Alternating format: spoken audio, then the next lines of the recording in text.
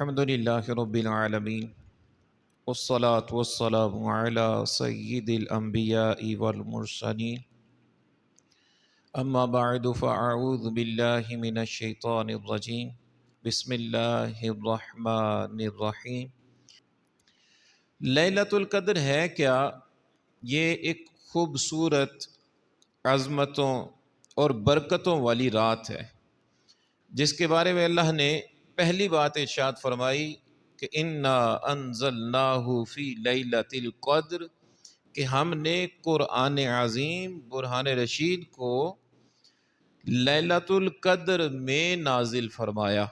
اللہ رب العزت نے اس رات کے بارے میں دوسری بات ارشاد فرمائی لیلۃ القدر خیر من الف شہر، کہ یہ جو ایک رات ہے یہ ایک رات 1000 مہینوں کے برابر ہے، کہ اس میں اگر بندہ عبادت کرنے میں کامیاب ہو جاتا ہے، اس ایک رات کو زندہ کرنے میں کامیاب ہو جاتا ہے، تو یہ ایسے ہے کہ گویا اس شخص نے 1000 مہینوں کے برابر عبادت کی ہے۔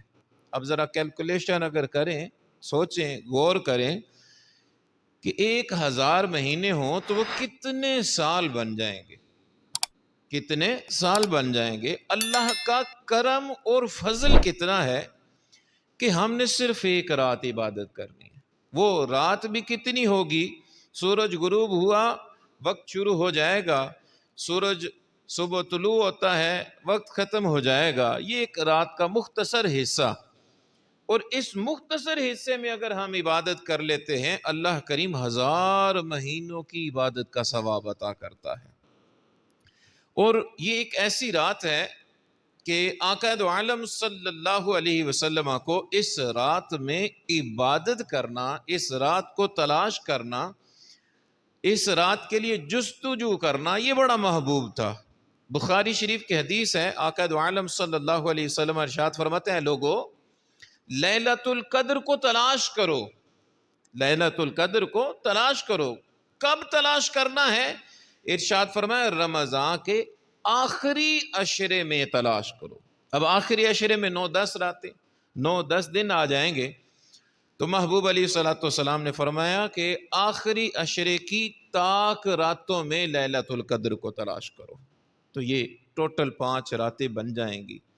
اب ہم پر ہے کہ ہمیں یہ بتا دیا گیا کہ یہ 5 راتیں ہیں، ان 5 راتوں میں سے کسی ایک میں لیلۃ القدر رکھی گئی، ان 5 راتوں میں سے کسی ایک میں لیلۃ القدر رکھی گئی ہے۔ اب یہ ہم پر ڈیپینڈ کرتا ہے کہ ہمیں جب کوشچن پیپر پتہ ہے کہ 5 سوالات ہیں، 5 راتیں ہیں، جواب بھی پتہ ہے کہ ان 5 میں ایک رات جو ہے وہ افضل ہے، اب اگر اس ایک رات کو تلاش کر لیتے ہیں، اللہ 1000 مہینوں کی عبادت کا ثواب عطا کر دے گا، 1000 مہینوں کی عبادت کا ثواب عطا کرے گا۔ تو یہیں سے یہ بات سمجھ آ جاتی ہے کہ اللہ نے لیلۃ القدر کو پوشیدہ کیوں رکھا۔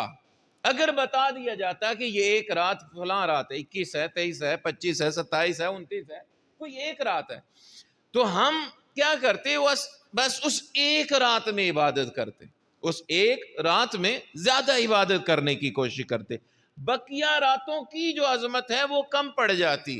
لیکن اللہ نے کیا کیا کہ اس رات کو پوشیدہ کر دیا، چھپا دیا، تاکہ بندے جب رمضان گزارتے گزارتے آخری عشرے میں آئیں تو یہ پھر سست نہ پڑیں، بلکہ مزید چست ہو کے اس ایک رات کو تلاش کرنے کے لیے آخری عشرے کو زندہ کرنے کی کوشش کریں۔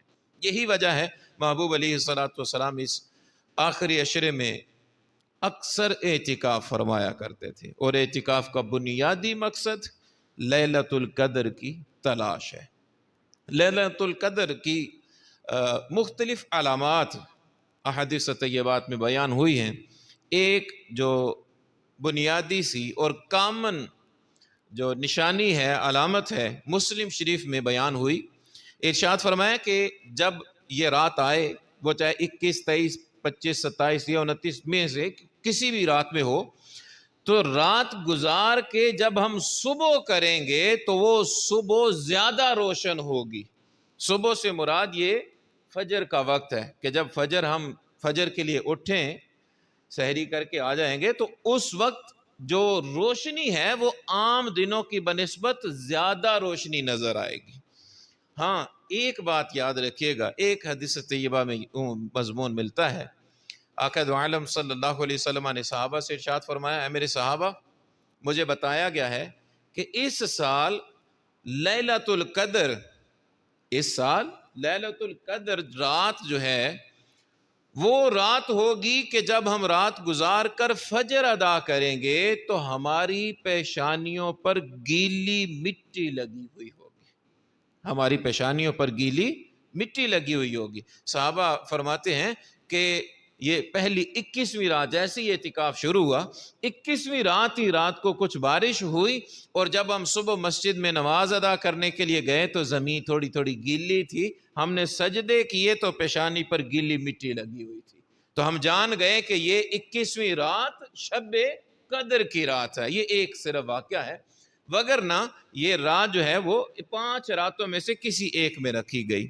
ہم اگر اس رات میں عبادت کرتے ہیں، ریاضت کرتے ہیں، مجاہدہ کرتے ہیں، جاگنے کی کوشش کرتے ہیں اور قیام کرتے ہیں، پھر کیا ہوگا؟ بخاری کی حدیث طیبہ ہے، آقا دو عالم صلی اللہ علیہ وسلم نے ارشاد فرمایا، من قام لیلۃ القدر ایمانا و احتسابا، کہ جو کوئی بندہ اس ایک رات میں قیام کرتا ہے، مطلب کہ اس ایک رات میں عبادت و ریاضت کرتا ہے، وہ رب کو راضی کرنے کی کوشش کرتا ہے، ثواب کیا ملے گا؟